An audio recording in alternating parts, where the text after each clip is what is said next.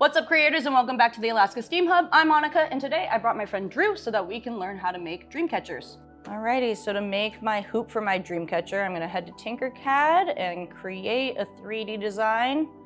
You can do either a Glowforge or a 3D print here. I'm gonna kind of prepare this one for a Glowforge, so I'm gonna use the top view here.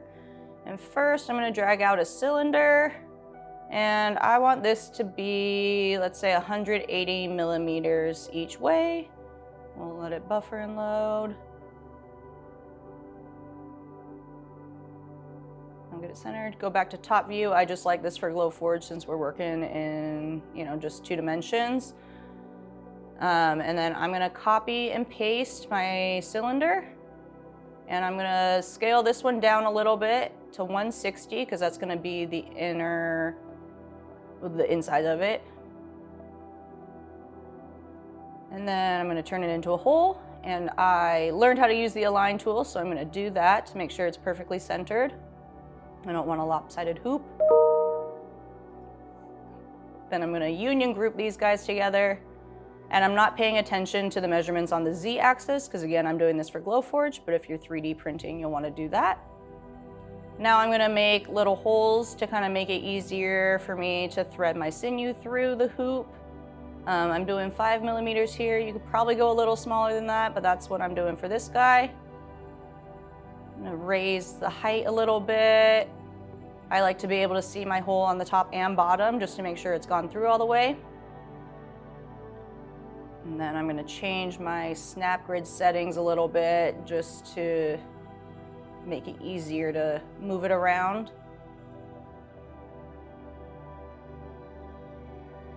Oops, that's the wrong one. I want this one. I'm gonna just kind of nudge it into place there. Take a look, see if that looks good. And that'll do. So I'm gonna try and use the duplicate feature.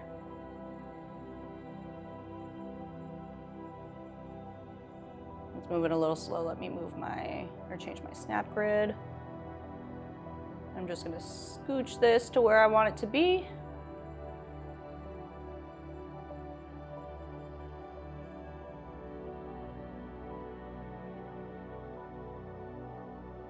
I think that is good. Then with the duplicate, it's gonna try and kind of guess where the next one is going, and so I think that's helpful for me just to get it a little closer to where I want it.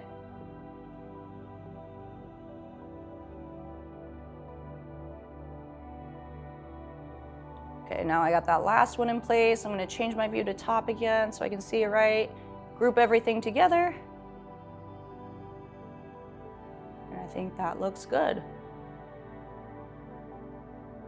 And now what I'm gonna do is duplicate this hoop just because there's a bunch of negative space on the inside. I want to make the most out of the materials we have, and so I'm going to hold shift and make it a little smaller just so that it scales all my pieces, and then I'm just going to create a bunch of little hoops so I can make mini dream catchers. And so I'm going to continue to hold shift, scale down. And there we go. I'm going to duplicate again. Did it do it? Yay, there it goes. And I'll just keep doing that. I think that's about as small as I'm gonna go. Those pieces will burn off. Again, you'll wanna check your Z-axis if you're 3D printing these. But for the Glowforge, this is fine. Then I'm gonna export. And since I'm doing the Glowforge, I'm gonna export as an SVG. And that's that. Feel free to also 3D print anything that you want to. If you wanna make beads or feathers, you're welcome to do that. And don't forget to change the name of your project. All right, so I have created this with our Glowforge using Tinkercad. I did a hoop with some holes in it, so it's gonna be a little easier to space everything. And Drew, tell me what to do. First, be really careful, because if you bend it too much, they break really easy. Womp womp. So we're gonna use this one. So first, you're gonna need some string. We're using sinew. This is just wax sinew. You can use thread, string, whatever else you have. And you want about 10 feet of sinew. So there's about 2 arm lengths. And you're going to take one side of it, and starting with any one of these holes, you're just going to tie a knot in it. So we'll put it through the hole, and we can just tie a couple of overhand knots, whatever knot you're happy with. Tie a couple of them because the knots will come undone if you pull too hard.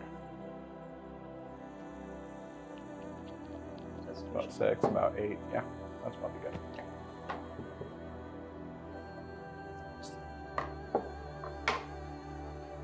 All right, so I'm doing 2 knots around one of these guys? Yep. All right.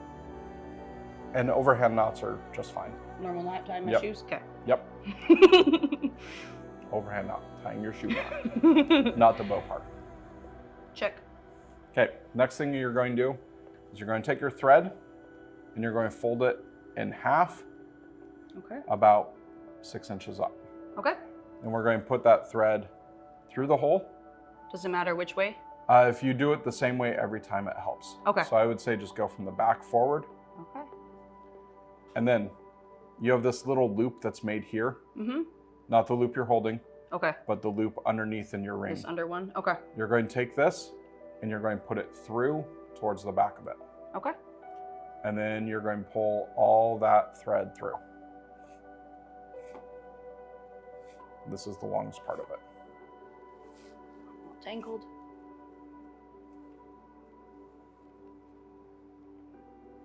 And then you want to pull it semi-tight. So it doesn't have to be like super taut, but at least not too much wiggle room. Okay. The more wiggle room you have, the more it will pull into the center. So you want it sort of tight. Don't pull it tight enough to crack the wood. Don't break. Okay. Yep. So then same thing, about 6 inches away, Okay. make a loop, Loop-de-loo. go in from the back of the ring through the hole. Alrighty.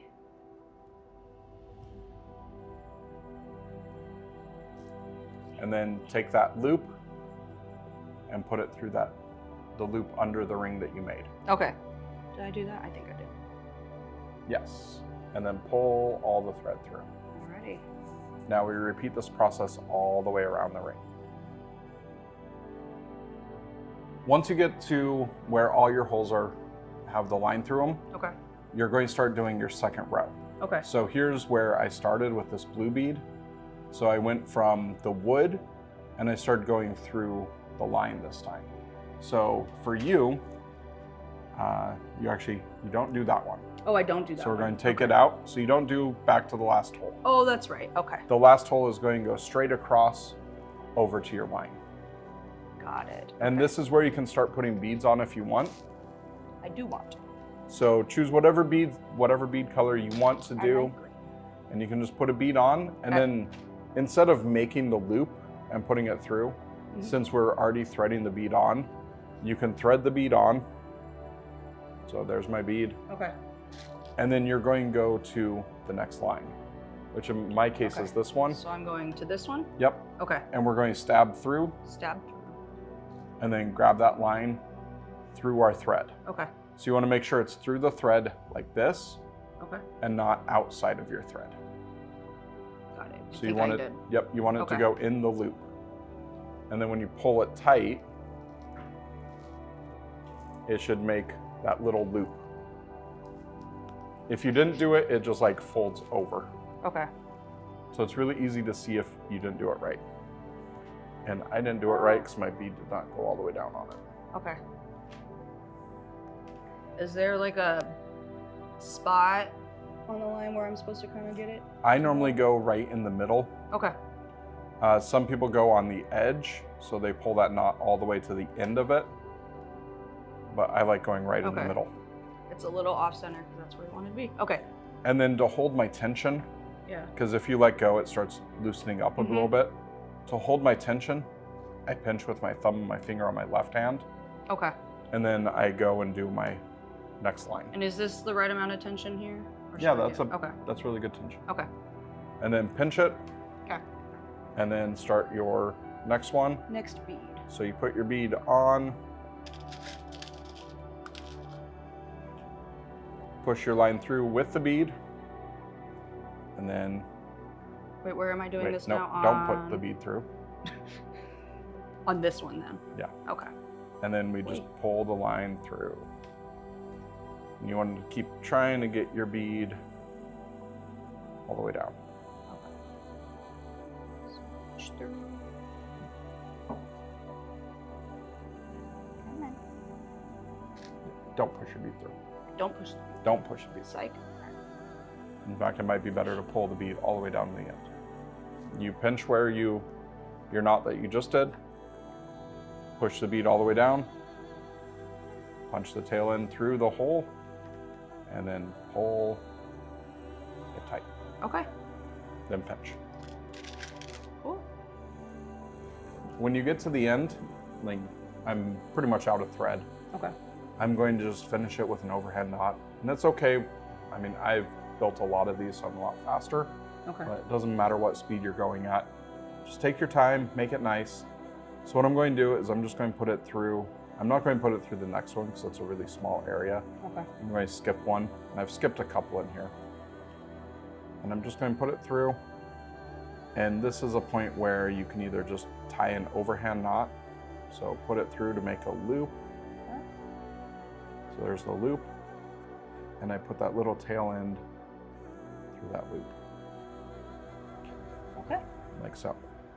And then if you want to be extra safe, you can double knot it. You can take a little bit of super glue and put it on there. Or if you have a parent helping you, you could burn this and melt it in. Okay. I'll have to ask my mom later. She'll help me with that. Yes. Yeah. Or you can ask Kat. Okay.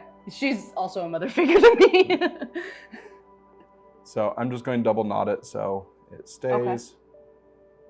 If I can get my fingers to do it. There's a double knot. And that knot will stay. Okay. And then there's your dream catcher. Sweet. So you can see mine, I might have made it a little bit too tight because it's Starting to bowing, work. Okay. but should be okay.